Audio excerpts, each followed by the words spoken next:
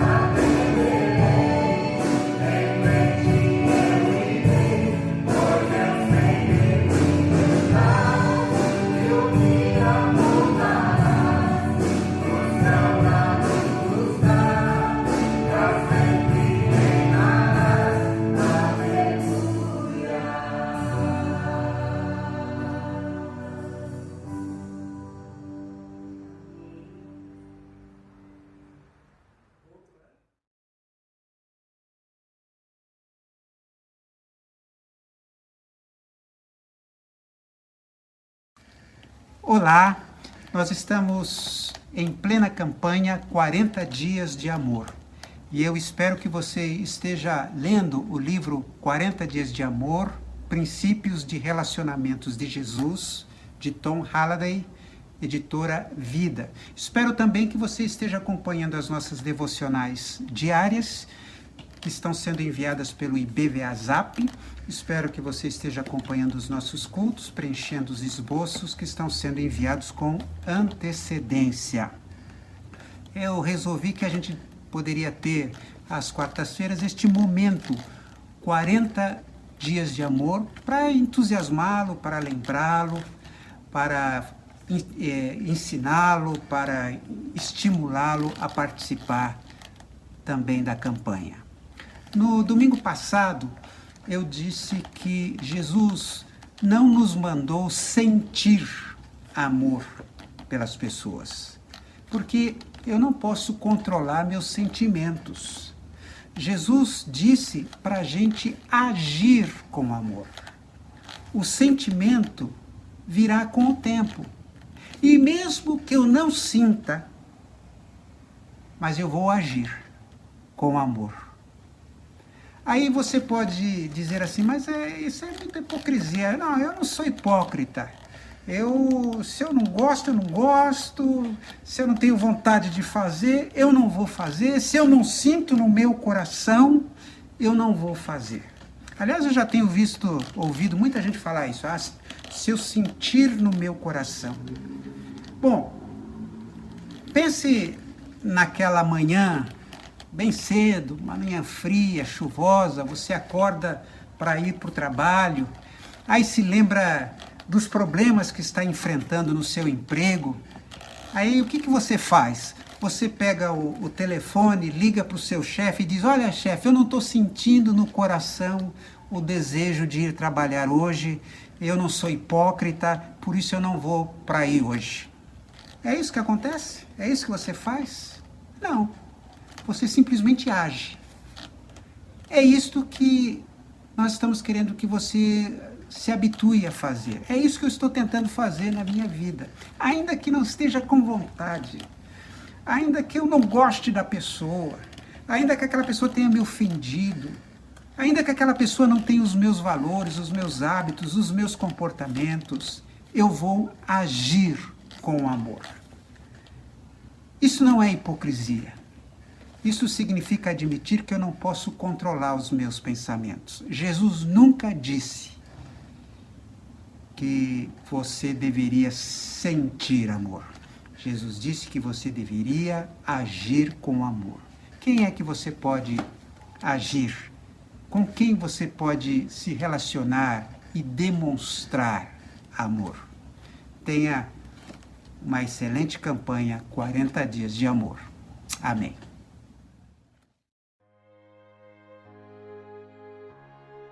Boa noite, irmãos. Aqui é a Maria José. Eu estou muito feliz de participar desse momento da oração. Vamos iniciar com um versículo. O Senhor é bom, uma fortaleza no dia da angústia, e conhece os que confiam nele. Naum 1:7. Agora eu vou ler os motivos que chegaram aqui para a IBVA. O Sérgio, ele pede pela Elisa, que teve outra crise de respiração. Ele agradece por Deus lhe dar forças para enfrentar as situações.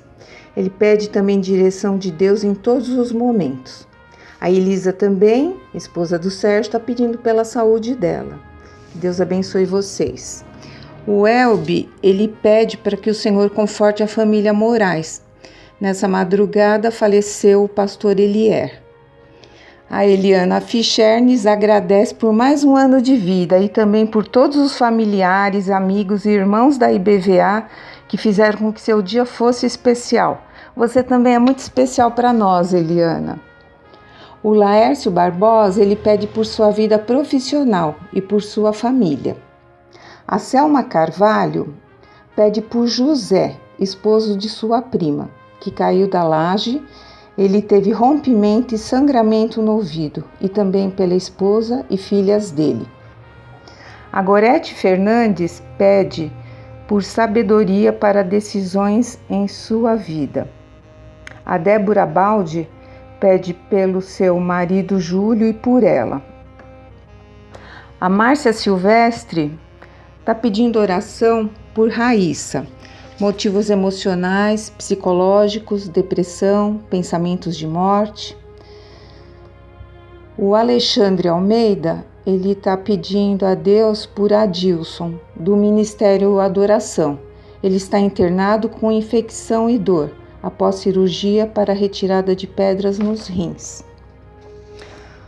A Ivani Bordim agradece a Deus pelas bênçãos concedidas, saúde de todos da sua família. Pede pelo seu cunhado, que já saiu do hospital. Pede que Deus console a família de sua prima, que perdeu uma filha muito jovem. Pede por todos os enfermos por Covid e câncer, que Deus opere milagres nessas vidas. A Márcia Pascoal pede por sua família, para Deus os proteger das enfermidades. Pede por consolo para a família Silva, por ter perdido um familiar no domingo. A Isaura pede pela saúde de seu cunhado Zacarias, que está hospitalizado. A Vilce, esposa do Rogério, pede por sua irmã Vilma, que vai se submeter a um tratamento de quimioterapia. O Edson Daione pede por Donizete e Eliane, que são amigos dele. Eles estão com problemas em sua oficina.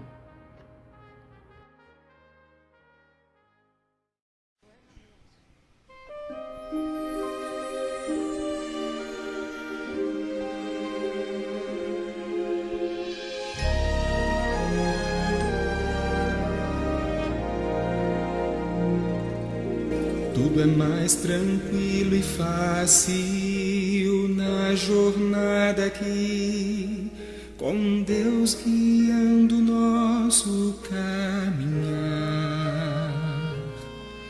Não existem circunstâncias difíceis de entender. Quando Deus está conosco é tudo bom.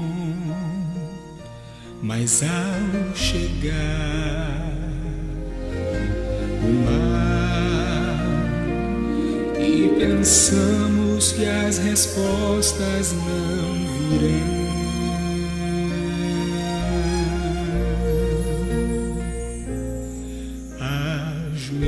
ajoelhar, dando graças ao Mestre que de pronto nos responde às orações. Ajoelhai e olhai pro alto, Ele tem a eternidade em suas mãos. E quando não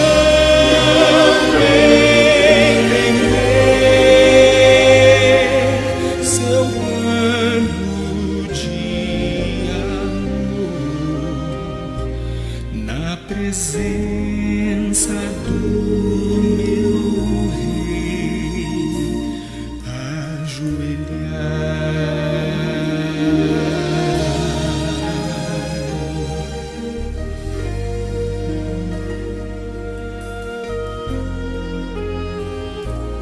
Quando negras nuvens chegam e começa o temporal, e o forte vento vem nos assustar, E ficamos perguntando por que temos de sofrer. Ou será que Deus de mim se esqueceu? quando o mal chegar, vamos nos lembrar, vivemos pela fé.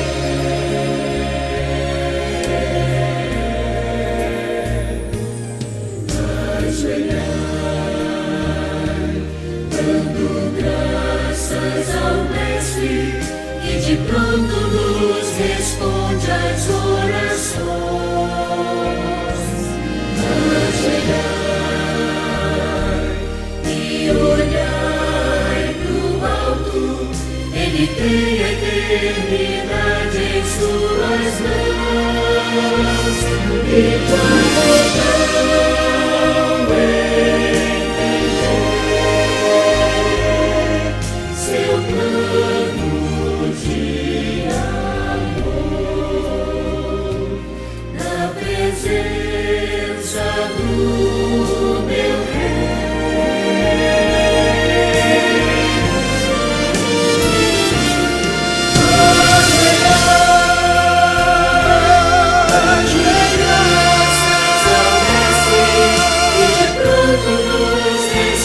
responde às orações.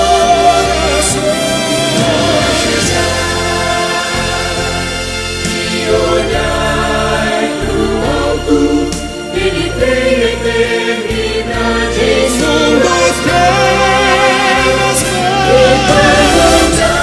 Se não entender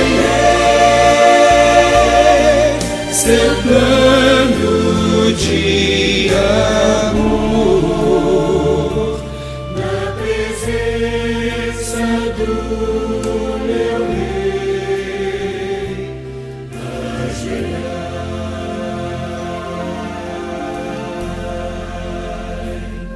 e quando não entender seu plano de amor, na presença do meu Rei,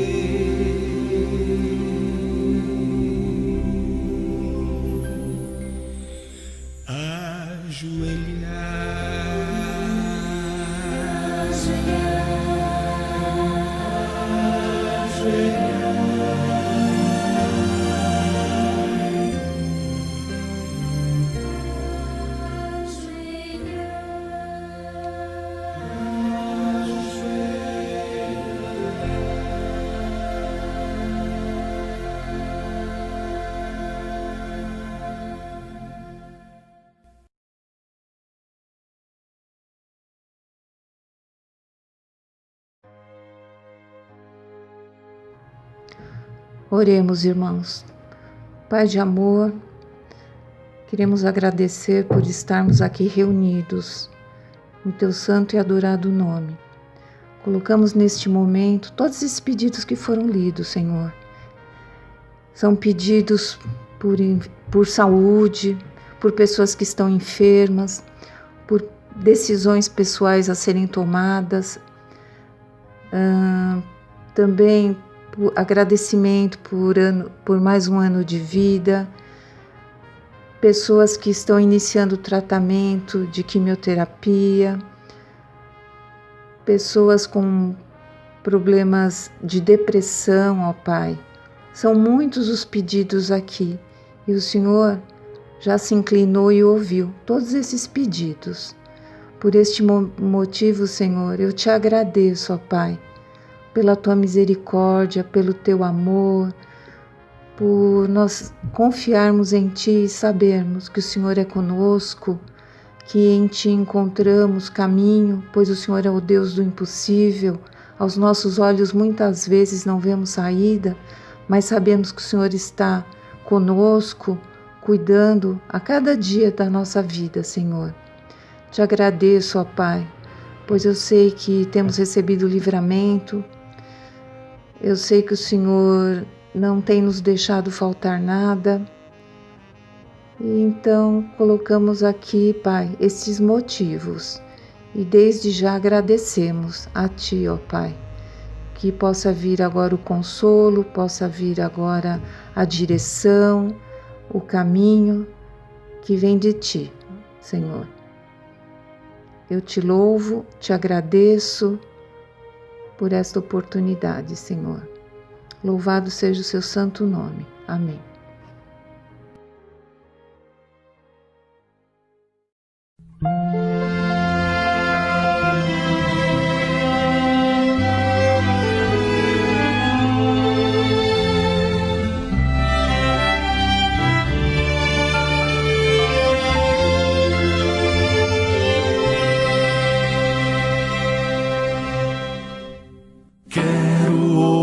ofertar, quero devolver, quero entregar tudo, enfim, de coração. Esse é o meu louvor,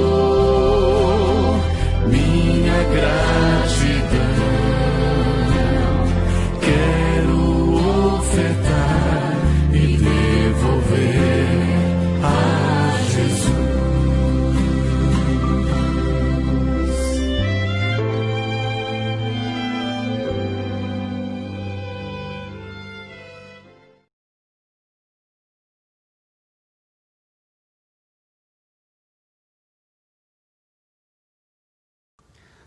Olá, hoje nós chegamos à terceira mensagem da série Problemas Espirituais. Se você não ouviu uma das anteriores, busque lá no YouTube ou no Facebook que você vai encontrar estas mensagens.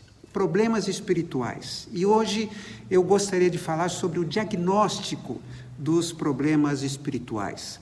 Quando nós falamos de problemas espirituais, talvez você pense em algo que é relacionado com a religião.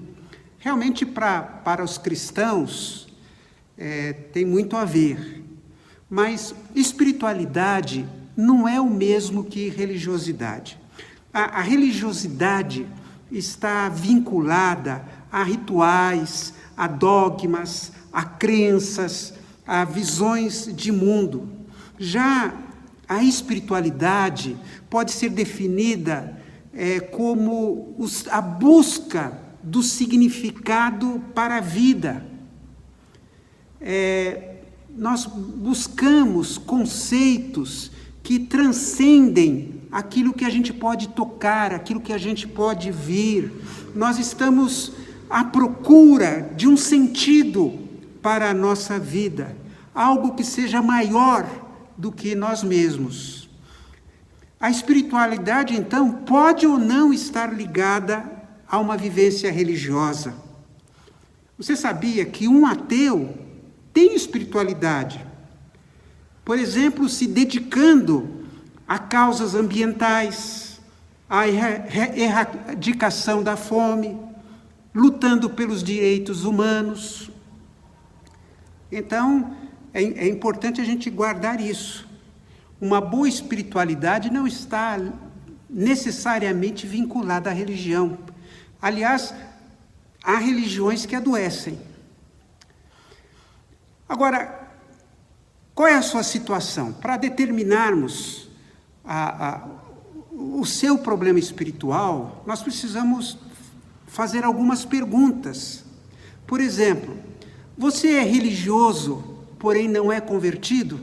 Ou seja, você se dedica a uma religião, mas não se sente uma pessoa preenchida, uma pessoa completa, você sente que está faltando alguma coisa. A religião cristã, o cristianismo, ele está vinculado à conversão. Nós não somos um cristianismo de adesão ou de proselitismo.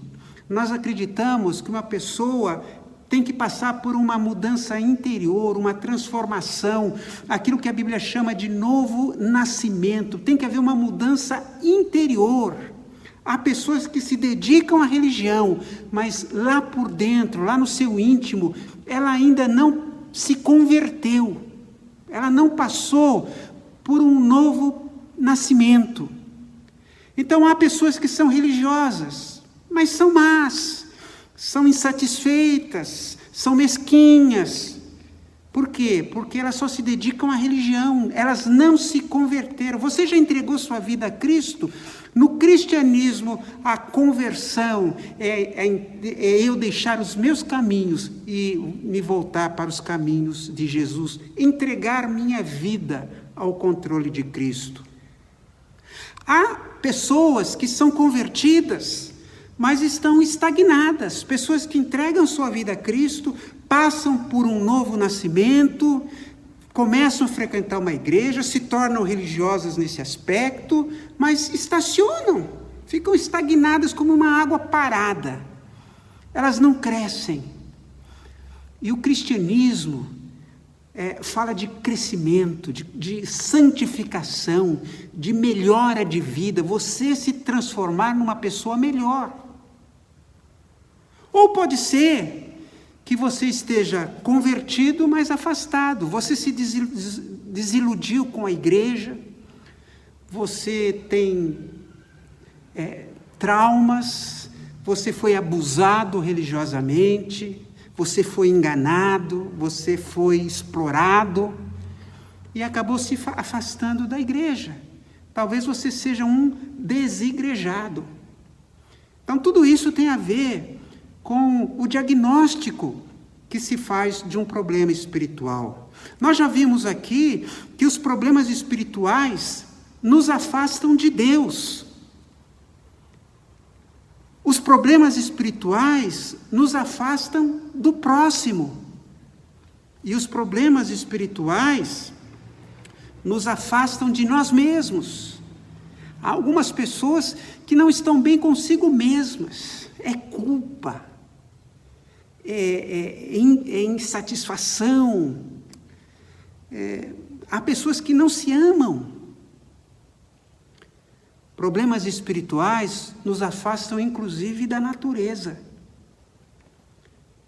Este triste estado da natureza, aquilo que estão fazendo aqui no Brasil, por exemplo, revela um problema espiritual, de pessoas que não se lembram que Deus colocou o ser humano para cuidar do jardim, para cuidar do nosso planeta. E nós estamos destruindo este planeta. Então, os problemas espirituais levam a um processo de enfermização espiritual. Vamos ficando doentes. Adoecemos quando nós abrimos espaço para escutar o diabo, como Eva se dispôs e gastou tempo escutando a Satanás. Nós adoecemos quando acolhemos dúvidas sobre a palavra de Deus. Nós adoecemos quando nós ficamos no lugar errado, na hora errada, com a pessoa errada, aceitando insinuações sobre a veracidade da palavra de Deus. Nós adoecemos quando caímos nas malhas do diabo e começamos a achar o pecado uma coisa muito agradável. Nos sentimos à vontade em meio ao pecado. Nós adoecemos quando nós hospedamos no coração sentimentos de ingratidão, insatisfação, megalomania. Tudo isso nós encontramos lá na experiência de Adão e Eva no Jardim do Éden. E nós nos baseamos e continuamos nos baseando nesta noite em Gênesis capítulo 3. Por isso, hoje nós vamos pensar sobre o diagnóstico da doença espiritual. O diagnóstico é a determinação de uma doença a partir da descrição dos seus sintomas, a partir de exames. Vamos tentar achar um bom diagnóstico para a nossa condição espiritual aqui nesta noite. Nós vimos que quando Adão e Eva pecaram, eles passaram pelo drama da culpa. Este é o primeiro sintoma apresentado ali sobre um problema espiritual, o sentimento de culpa. Em Gênesis 3, versículo 7, nós lemos: nesse momento os olhos dos dois se abriram e eles perceberam que estavam nus. Então costuraram umas folhas de figueira para usar como tangas. Ao criar o ser humano, Deus o cercou de glória. E enquanto eles estiveram no centro da vontade de Deus, essa glória os cercou. Imagine a situação de Adão e Eva no paraíso, rodeados pela glória de Deus. Mas quando eles desobedeceram a Deus e caíram em pecado, passaram por um processo semelhante, por exemplo, a uma demissão por justa causa. Eles foram demitidos.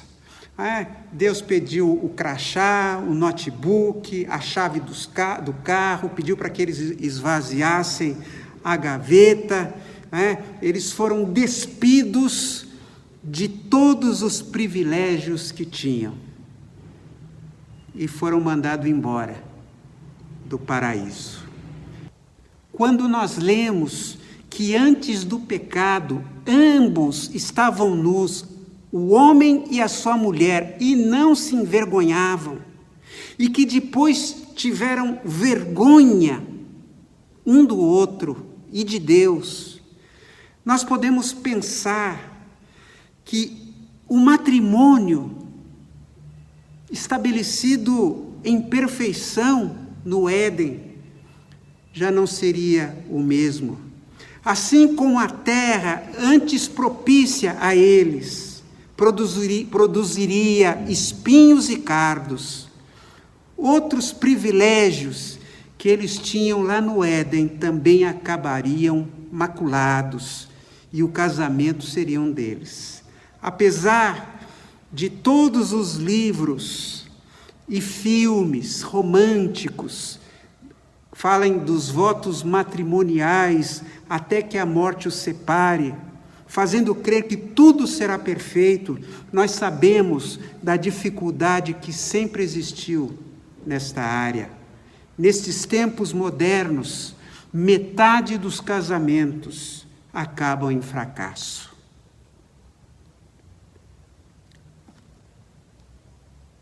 Os problemas espirituais nos levam a um sentimento de culpa. O salmista, Davi, depois de ter pecado com Batseba, ele diz, confessando ao Senhor: lava-me de toda a minha culpa, purifica-me do meu pecado, pois eu mesmo reconheço as minhas transgressões e o meu pecado sempre me persegue. O pecado me persegue. Esta é uma boa descrição do que é o sentimento de culpa. O pecado me persegue. Certo escritor sugeriu que a culpa está envolvida em todos os problemas espirituais e psicológicos. O primeiro casal experimentou a culpa teológica, que também pode ser chamada de uma culpa verdadeira, uma culpa que envolve a violação das leis de Deus. A Bíblia descreve os padrões para o comportamento humano, e quando nós transgredimos estes padrões, mediante pensamentos, ações, nós somos culpados diante dele, quer sintamos ou não um remorso. Eu sei que a maioria dos psicólogos e psiquiatras não admite a existência da culpa teológica, porque se eles admitissem a existência da culpa teológica, eles estariam admitindo a existência de padrões absolutas. E nesta sociedade pós-moderna em que nós vivemos, não existem absolutos, não é? Então, você falar que uma pessoa pecou contra Deus seria admitir um absoluto sobre as nossas vidas. Mas, se você tem sentimento de culpa, confesse, ore, peça perdão. Se você pecou contra Deus, confesse a Deus. Se você pecou contra alguém, se você ofendeu alguém, confesse a esta pessoa, peça perdão. Não permita que a culpa se aloje no seu coração. Você precisa se lembrar que todos os nossos pecados foram perdoados ali na cruz do Calvário. Então, os pecados que você cometeu e que ainda irá cometer foram perdoados por Jesus. Não se deixe dominar pelo sentimento de culpa. Nós vimos também que Adão e Eva sentiram o peso esmagador da vergonha.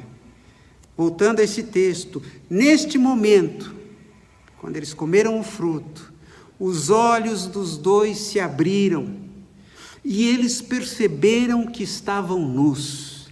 Então costuraram umas folhas de figueira para usar como tangas. Observe que lá em Gênesis 2, 25, a Bíblia fala que eles estavam nus e não sentiam vergonha. Depois do pecado, depois da desobediência, eles passaram a se envergonhar. A vergonha de si mesma normalmente está associada a uma sensação de deficiência. Ou seja, essa pessoa pode se sentir internamente defeituosa, má, indesejada, inferior, inválida. Pode estar associada aos quadros de timidez, mas normalmente a vergonha diz mais a respeito da forma como cremos do que algo específico. Nós internalizamos certos pensamentos. Mas no caso de Adão e Eva, a vergonha era fruto do pecado. Quando eu era criança, eu tinha vergonha de ir à igreja com a Bíblia. Eu tinha vergonha de sair caminhando com a minha Bíblia. Mas não era porque eu tinha vergonha de Cristo, ou tinha vergonha da igreja. Eu tinha vergonha da minha conduta, porque eu brincava com a molecada lá, e eu sabia que o meu testemunho não era bom. E as pessoas iam dizer, poxa, mas você é crente? Eu tinha consciência de que não vivia de acordo com o Evangelho. Essa foi a vergonha que eu imagino que Adão e Eva sentiram. Eles estavam aquém da confiança de Deus. Eu gosto muito da palavra do apóstolo Paulo quando ele diz, eu não me envergonho do Evangelho. Não me envergonho do Evangelho porque é o poder de Deus para a salvação de todo aquele que crê. Uma pessoa que está bem espiritualmente não tem vergonha de dizer que é cristã, não tem vergonha de testemunhar da sua fé, não tem vergonha de viver de acordo com os valores do Evangelho.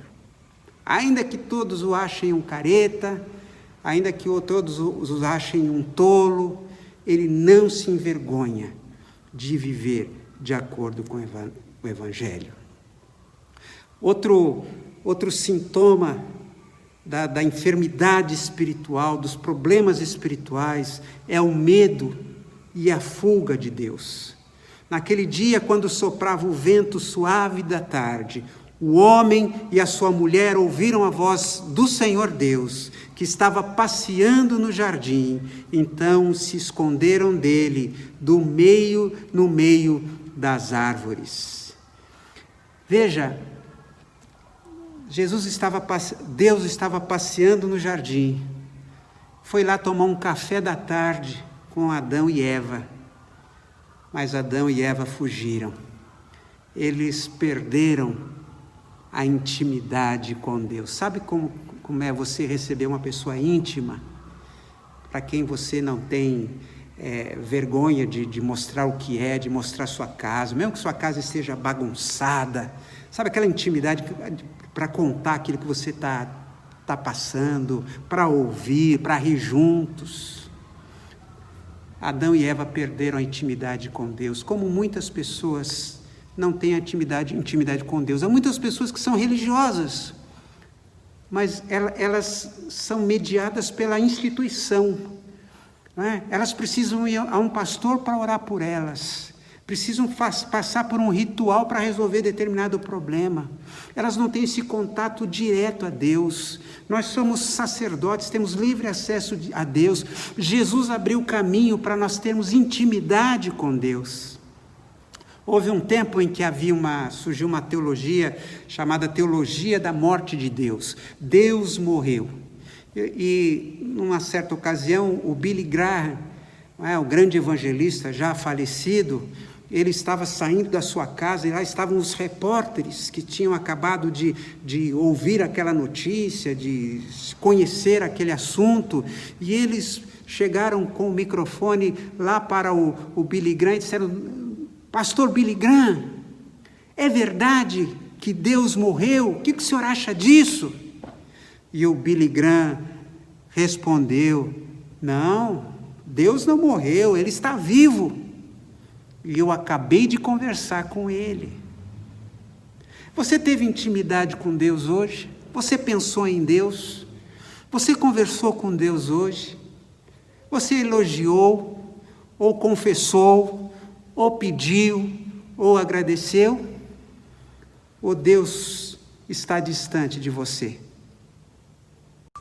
Agora, algumas pessoas, elas não atacam de frente os seus problemas espirituais. Existem mecanismos de fuga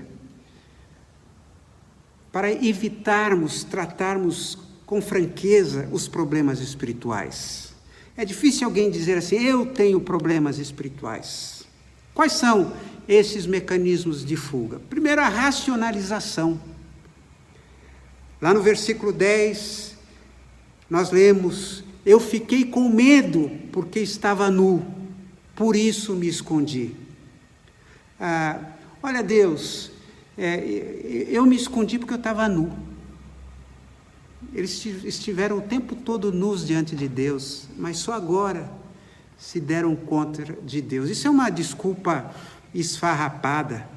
Quando algo acontece que temos dificuldade em aceitar, então a gente usa uma razão lógica para que isso tenha acontecido. Nós buscamos uma explicação, nós buscamos uma desculpa para nos justificar.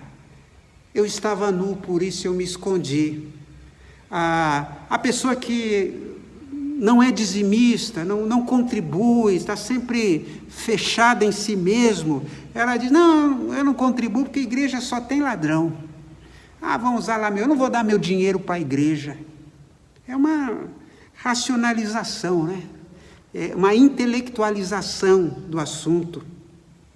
Eu sempre costumo dizer que ainda vou escrever um livro intitulado Desculpas que os crentes dão que não desculpam. Porque nesses muitos anos de ministério pastoral, eu já tenho ouvido cada desculpa dos crentes, dos irmãos na fé, das minhas ovelhas, para justificarem as suas falhas. Não seria muito mais fácil dizer: eu errei? Então, a racionalização. Eu tento explicar o que se passou comigo. Outro mecanismo de fuga é a transferência. No versículo 12 nós lemos: o homem disse: a mulher que me deste para ser a minha companheira me deu a fruta e eu a comi. Então, eu transfiro a culpa para o outro. A culpa é da igreja. Não, a igreja é fraca. A igreja não tem amor, a igreja está fria. Eu transfiro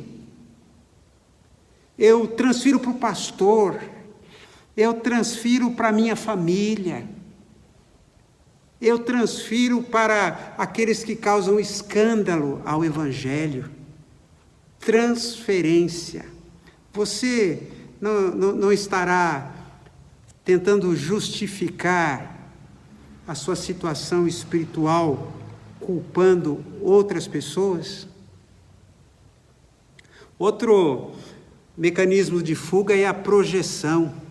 Então, o Senhor Deus perguntou à mulher: por que você fez isso? E a mulher respondeu: a cobra me enganou e eu a comi. eu projeto o que está dentro de mim para outra pessoa. Isso se chama mecanismo de projeção.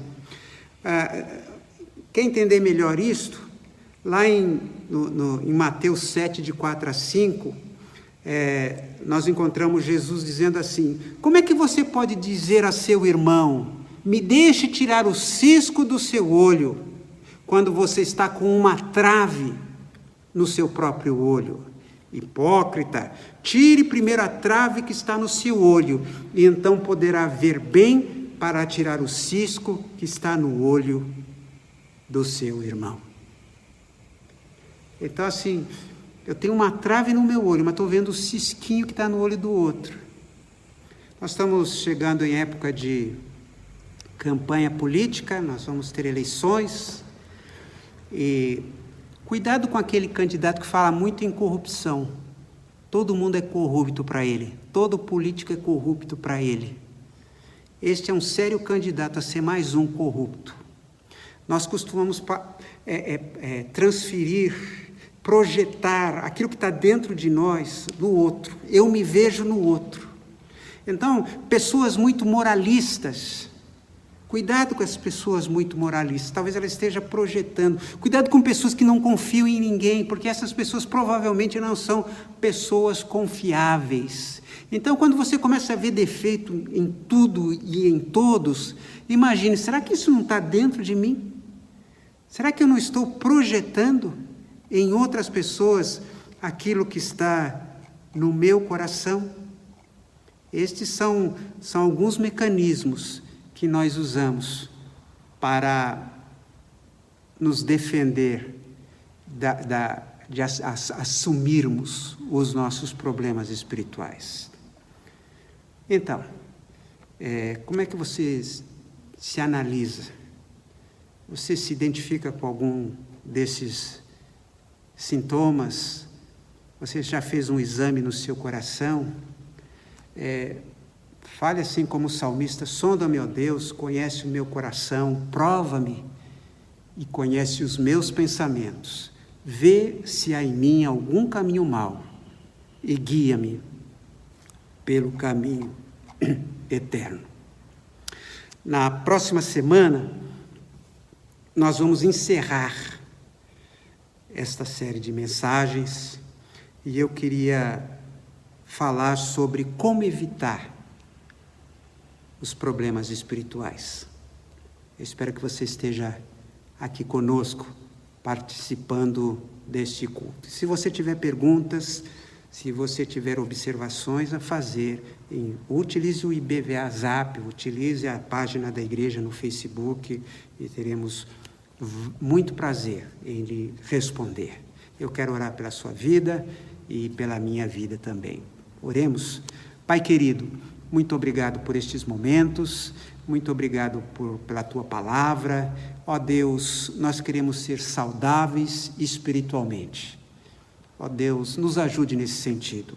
Sonda o nosso coração, ilumina a nossa alma e mostra, Senhor, aquilo que está errado com a nossa vida. Ó Pai, visita cada pessoa que está participando deste culto, estende a sua mão sobre cada um deles, sobre seus familiares, e que a Tua graça seja sobre todos nós. É a nossa oração, em nome de Jesus. Amém. Meu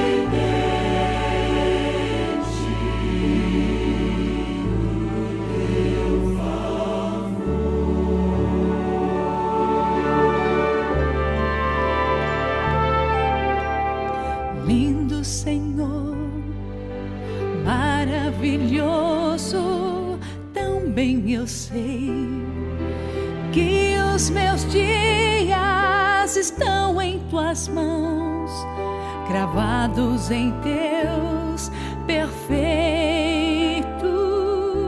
planos.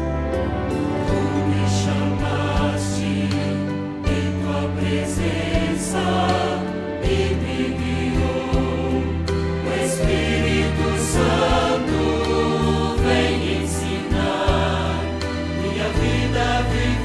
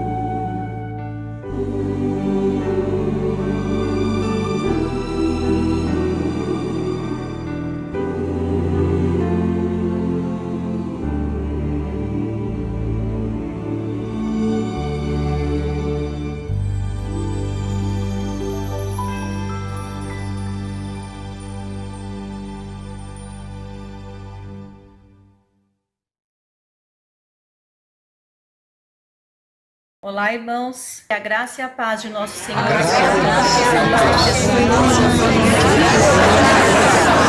Graça e paz, queridos.